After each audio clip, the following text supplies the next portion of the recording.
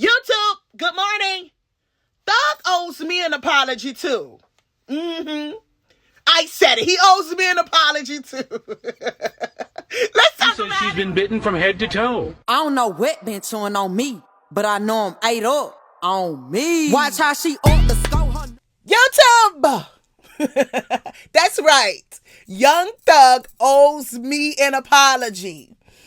What, 2, 3, 4 hours of an interview that I had to sit through manipulation, not being accountable, and him just using his wizardry and his charm to win back over the people. Did he get you? Did he win? Is he back into the fold? That old Young Thug. Listen, I watched the interview. Crazy, right? And I realized, I said, he said a couple of words that stood out to me that made me go. He said wizard, and he's that old Young Thug. He's good. You know what's so crazy? He talked about his childhood in the interview, and it made you thought about this. We learned to be conniving and just smooth with our words as children. We learn how to craft and get things when we're children. So it wasn't that wasn't weird that he was able to manipulate the way he knows how. So that's my thing about the Young Thug. Young Thug owes me an apology. So this is why I said that. Hello everyone, I'm Miss Tia from the I am Miss Tia. This is my channel. If you haven't subscribed, make sure you subscribe. I come on once a week to talk about things I see in the news concerning maybe hip hop, what I love, in politics. So this your first time hearing and seeing me, subscribe. You may like what I'm bringing, honey. This is only a thought-provoking platform, just my opinions. I tell people all the time, I ain't got no degrees in talking shit. You know, because nowadays people feel like she ain't got no degree. What, in talking shit? Never know you had a degree in that. You know, that's just some born and raised project shit. You that just come on your natural. You don't have to have a degree in that. So this is what my channel is about. We got some great topics today. I started off with the Young Thug. I may touch that more. I'm also talking about the baby retiring. I'm talking about Trump going to Chicago and Memphis. You next. Plus, Becca Lee's Cardi B is doing what she does best. Charm. Right? Right? And I may get to this week tragic issue today. This tragic situation, the assassination of the young Republican Charlie Kirk. He was considered a what do they call those people who's so opinion based and into their own thing? I don't know. I may think about it later. My mind is leaving me right now. My mind is leaving me right now.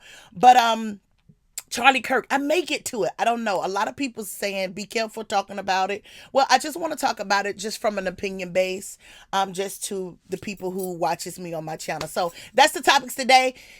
Share the episode with someone and make sure you hit the like button. I'm noticing that the likes are not being matching the numbers. Hey, I get about 50, 60 people. Hit the like button, creeps.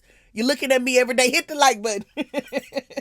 But anyway, I started the show talking about Young Thug. He did an interview with Big Bank Perspective. I can't think of the thing. Ain't nothing going right this morning. But you can clock in Big Banks. You can see the interview. I talked about this last week. He dropped a video last week on the It's Up There podcast channel, talking about maybe just talking about where he is right now and after the case, having a RICO, And he found himself once again dropping a new single called Miss My Dogs. Oh my God, where he referenced and he called out some of the key people in his life, like Mariah the Scientist, which is, I think, is his old lady. I think he called out maybe one of his best friends, Little Baby, which is a rapper. He called out Drake, who is a rapper. He called out 21 Savage, Gucci Man. And I guess these are the people he felt like he owed an apology to, which I'm concerned, because I feel like not only do you owe an apology to those people who you got caught talking about, because I do believe if you didn't get caught talking about those people, we would not hear an apology song, right? But because he was put in that situation, he had to do what he do best and manipulate and try to bring those people back in. But I also believe he owes an apology to the city of Atlanta, right? He owes an apology to me.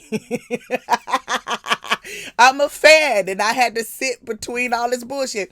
And he owes apology to a lot of more people. Mr. Morale can use an apology. He owes an apology to a lot of people. I was thinking about this too. Young Thug in Atlanta. I remember when I was a young girl, going over to Atlanta from Alabama was something, right? I remember I was young. I couldn't really travel like I do now as I got older, but I remember that people would come back home and say how Atlanta was this black city that was thriving. And you can go over to Atlanta and your dreams could come true. People was coming back very successful, getting jobs that they normally wouldn't get in a small city. Atlanta was turning out to be this black city, right? And now it's turning out to be a nightmare for people. So where did the issues, the turn of the destruction of Atlanta started? When did that start? So I was thinking about that. And the reason why I say Young Thug owed his city of Atlanta an apology, because he was part of the chaos. He was part of the chaos that made Atlanta view as not being a place where people wanted to visit. I'm telling you, I'm from the South, and Atlanta was literally like a vacation for some of us. Where y'all going? We're going over to Atlanta. We finna go over there and have fun, and you were safe in that environment. And now it's strange. You don't want to really go. There's a lot of robbing. There's a lot of killings. There's a lot of just the mistreatment of people that look like you. And it makes you wonder. So I think Young Thug and his era had a lot to do with the destruction that goes on in Atlanta. This is why I said he owed Atlanta an apology. One thing about Thug, I realized, very manipulative. And he don't realize how big of an effect, how influential he really was. Even though you may not properly went to people and said, do this, people don't realize your influence. People watches you. They would take it upon their self and do things that's destructive. So you have to be careful what you put out and how you hold yourself. And that's one thing I feel like Young Thug, being young, he still haven't realized that force who he is and what it does to people who is not just not really there mentally, or just say educational wise, spiritual wise, or who lacks fatherhood, who lacks guidance. They look upon a Young Thug because it's his money, his success, and him having the ability to manipulate. So they would follow him. Once again, he didn't apologize to a lot of people. I felt like he should have. And that bothered me, because that still showed me he's still in a fetal state and he's not accountable and he's manipulating. So I'm not sold on Thug. And I think the industry is still saying no. They still saying no to Thug. I think he need to go beyond what he knows as healing and holding himself accountable. And I think he need to go get some kind of professional help. Because if he don't, he's going to go, sit right back into this state of what he does, how he get to round people up. He's very good. Once again, I told you a word that stuck out to me when he was on an interview. He said, the people told me, you ain't going to jail. You're a wizard. Yeah, you very crafty, Thug. You know how to manipulate. It was a lot of times I saw Thug throughout his career standing up in front of the judges. If you could go and look back over his career, this is not his first time being in front of the courts. And every time he seemed to wiggle out of whatever his accusers say he did. So that makes me wonder, who is he? But I do believe he's very crafty and good with his thing. So go over, listen to the song. It could be good if I wasn't fooled if the song could be good if I didn't understand the manipulation part of the song. So anyway, go over, listen to it. The industry said no. I still say no. I still say no. Let me move on. The Baby, Little Baby, which I think is one of Thug's protege, right? A lot of people don't really know that, right? I think Thug was a big key person in him coming into this industry. A lot of people don't realize, but Baby wasn't really a rapper. He was more of a street guy who found himself roaming into the industry to get out of the streets. To me, I felt like he was used for this time. To me, he's just about as big as a plant as Sexy Red is. Lil Baby. I know y'all may not like that, but Lil Baby don't have no songs that electrify you. Not none. And the songs that he have, they cause you to go the opposite way. So when I seen Lil Baby come into this career like he came in, I knew automatically Lil Baby wasn't a real hip hop artist, rap artist. He stumbled into this career by happenstance, by friendship. And it's good. Your friend got something he could put you on. Come on. All you got to do is get in the studio and to a beat. I'ma make them like you. So to me, I don't feel like Lil Baby earned his position as a true artist. And I know a lot of people may disagree, but if you pay attention and go back and look, you will see what I'm saying is law. I don't believe he was a real artist, a true hip hop artist. And I watched him over on the Max. I think it's the Max B, the guy that is a streamer. When this is your craft, it's like a singer, right? If you ever notice a real fed-born singer, you ask them to sing on the dot, they like, ooh, ooh, ooh, ooh, ooh. You get Fantasia right now. She'll be, go ahead, on the drop of a dime, because she's a natural born singer. This is her talent. So when you get people who, wait a minute, hold up, don't turn the camera on. This make you question, is it real or is it bought, right? And Lil Baby showed that to me. And I know a lot of people mixed that, but when Max B was like, come on, let's go into and I may be saying his name wrong, it's the streamer, Max somebody, go into the booth and let me hear what you got. He did so much instead of him going in the booth and dropping a couple of lines.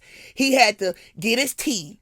He had to button up his shirt. He had to say, turn the cameras off. Turn the, like you in the bedroom, turn the lights low. And I just sat and watched him, because at that moment I realized what I knew. He was not a real hip hop artist. Anyway, I'm rambling. He's retiring, which is good. We're still regentrifying around here. A lot of you got to get up out of here. It ain't over. So we're happy that they are allowing themselves to be dismissed, because hip hop need to get back to a natural state at what it was really made for, a voice of the streets, a positive stance to show the people a better way, a big microphone to direct the masses in just a positive way, a better way. So Lil Baby retiring, I think it's the best thing he could have done. I don't know if it's a stunt because of the album rollout, but I'm telling you, Baby was never really an artist. So, that's just my take on that. And I can see that and I can understand it. And I'm so happy that he realizing that maybe this isn't for me. And I also believe the troubles that Little Baby have in Atlanta may be a problem for him in the future. And if you know, like I know, he need to be going over there to Istanbul right now. You need to be leaving. Because I think Atlanta really wants him. They really want him to pay for a lot of things that went on in Atlanta. It been a lot of children shootings, murderings, and stuff like that. So that's an issue, and I think Little Baby name have been raised in a lot of those cases. So Young Thug, who's not paying attention, very selfish. He's only about himself. Is calling for his friendship when you know you can't hang with Lil Baby now. You're Mark Thug. You cannot hang over here anymore. Am I the only one knows that? Oh, you know better. But anyway, that's what I got about the Young Thug and the Baby situation. Crazy, but we're watching. Ooh. We're watching. All right. Let me get to the next topic. Cardi B. Let me tell you something about Becca Lees. And I hope I'm saying her name. I had to go and study that name. Let me tell you something about Becca Lees. I told you, Becca Lees, number one thing that puts her over the top of a lot of rap women in rap. Her charm, her ability to suck you in and make you believe every moment that she gives. Shout out to Cardi B. I don't know.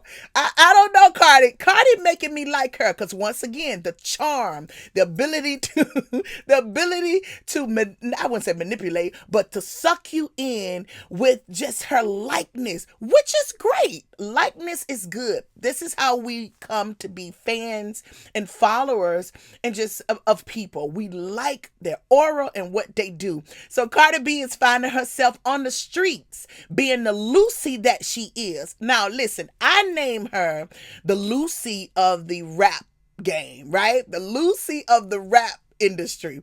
And the reason why I say that, because you know Lucy, right? The red hair Lucy who played in the movies. She was so likable because of her carniness, her carniness and just her ability to be silly, and you love it. And you find her sexy, beautiful.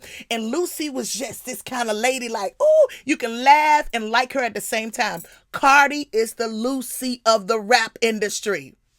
So this is why I tell Cardi, when this rap thing is over, because I'm still on my stance that Cardi is not a real hip hop artist. She's not a rap artist. But once again, people knew how to put people in place to push the moment. So it's okay.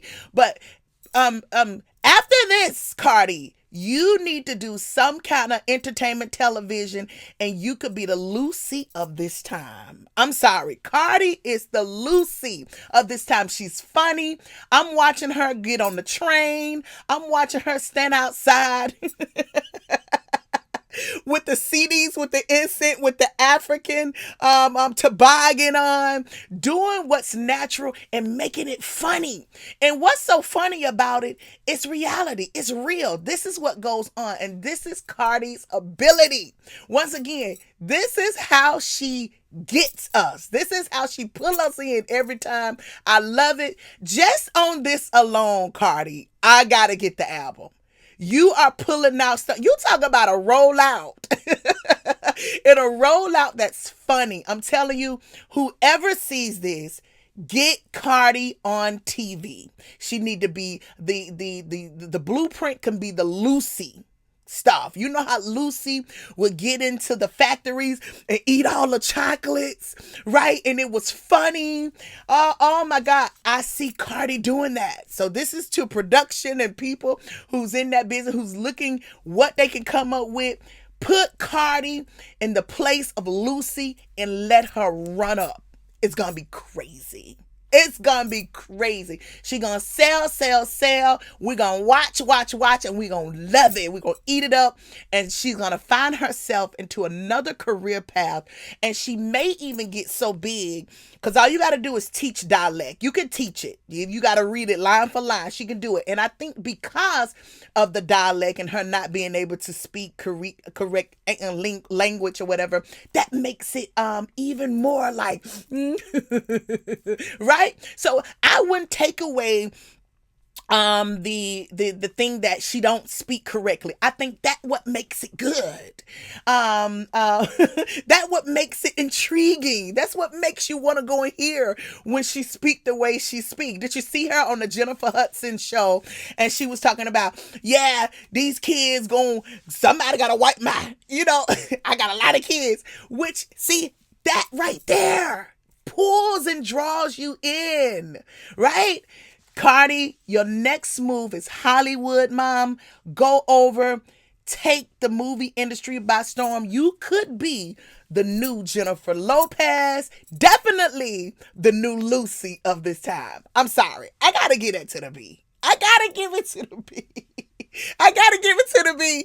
Get into Hollywood. I gave you something. You can make some more money off Cardi. She's not done yet.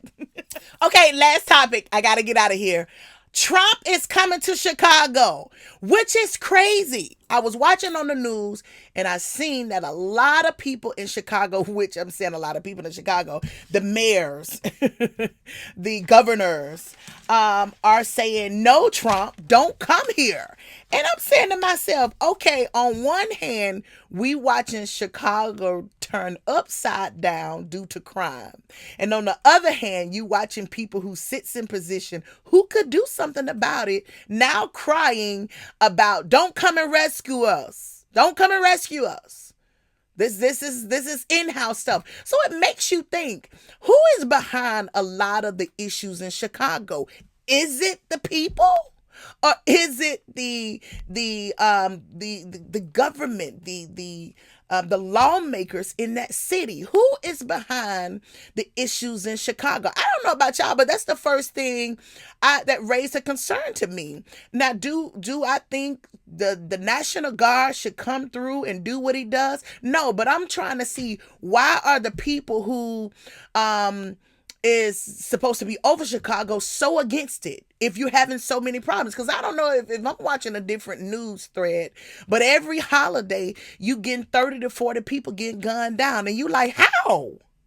These are mass shootings. What's going on? Who shoots 30 to 20, 25 to 30 people a holiday? That's crazy. That's war stuff. So when you see Trump saying, okay, I'm coming to see if I can straighten that up, and you got mayors and governors saying, oh no, don't come. Why? What's really going on? Which I know a lot of this is a money thing, and I don't want to speak too much on it because I don't want to get my channel. I'm already blackballed. They won't let me be seen. But a lot of this is money. A lot of this political stuff. And the bigger the crime, the more the money. And it's sad how we like living in these environments. Instead of living in a place where I wouldn't say so much as just peace, because I don't think you would just ever have total peace, but at least some kind of constructive kind of place to live in. I'm like Pac. I don't want to live next to the murder and the rapist neither. I want to live in a nice neighborhood where I can sleep and not worry about if my car or my home or a bullet coming through my house. I want to be able to live in a space where I can sleep peacefully, right?